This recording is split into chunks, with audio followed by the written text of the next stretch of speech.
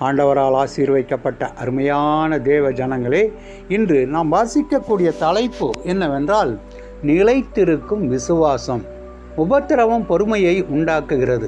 ரோமர் 5வது அதிகாரம் 3வது வசனம். ஏர்னஸ்ட் சைக்கிள்டன் இவரது வாழ்க்கை 1874 1922 வரை. இவர் 1914 ஆண்டு அண்டார்டிகா சமுத்திரத்தை கடக்கும் முயற்சியில் ஒரு குழுவினரை வழிநடத்தினார். இதற்காக ஆயத்தப்படுத்தின கப்பலுக்கு என்டியூரன்ஸ், அதாவது சகிப்புத்தன்மையுடையது என்று பெயரிட்டார்.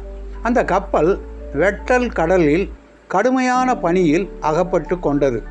அவர்கள் தப்பி பிழைப்பதற்கு அதிக சகிப்புத்தன்மையோடு ஓட வேண்டியதாயிற்று. அவர்கள் உலகத்தோடு தொடர்பு கொள்ள எந்த வகையிலும் முடியாத நிலையில் சைக்கிள்டனும் அவருடைய குழுவினரும் உயிர்காக்கும் படகுகள் உதவியால் அருகிலுள்ள யானை தீவின் கரையை அடைந்தனர்.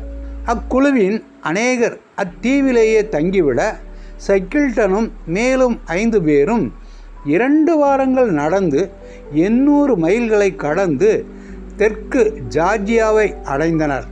அங்கு வந்தபின் தங்கள் குழுவிலுள்ள மற்றவர்களுக்கு உதவியை பெற்று அளித்தனர். தோல்வியடைந்த அவர்களின் பிரயாணம் வெற்றியாக முடிந்து சரித்திரத்தில் இடம் பிடித்தது. சைக்கிள்டன் குழுவினர் அனைவரும் தப்பி பிழைத்ததால் அவர்களின் தைரியத்தையும் சகிப்புத்தன்மையையும் நன்றியோடு நினைக்கின்றார்கள். அப்போஸ்தலனாகிய பவுல் சகித்தலை நன்கு அறிவார். இயேசு கிறிஸ்துவின் மேலுள்ள விசுவாசத்திற்காக ஒரு விசாரணைக்கு ரோமபுரிக்கு சென்றபோது அவர் சென்ற கப்பல் கொடிய புயலில் சிக்கிக்கொண்டது.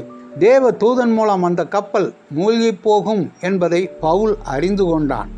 பவுல் அக்கப்பலில் பிரயாணம் செய்த அனைவரையும் ஊக்கப்படுத்தி கரையை அடையச் செய்தார். அனைவரும் தப்பி பிழைத்துக் கொள்வார் என்ற வாக்கிற்காக தேவனுக்கு நன்றி செலுத்தினார். அவர்களின் கப்பல் மட்டும் சேதமானது.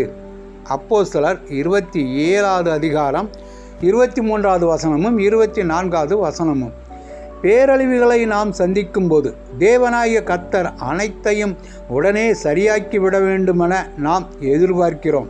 ஆனால் தேவன் நம்பிக்கையை கொடுத்து நாம் சகித்து வளரும்படி செய்கிறார். பவுல் ரோமபுரியாருக்கு எழுதும்போது உபத்திரவம் பொறுமையை உண்டாக்குகிறது. ரோமர் 5வது அதிகாரம் 3வது வசனம் என்று கூறுகிறார். எனவே கடினமான நேரங்களில் தேவன் மீது நம்பிக்கையாய் இருந்து ஒருவரை ஒருவர் ஊக்கப்படுத்துவோம். கூறினவர் லிண்டா வாஷிங்டன். கஷ்டமான வேளைகளில் வழக்கமாக நீ என்ன செய்வாய்?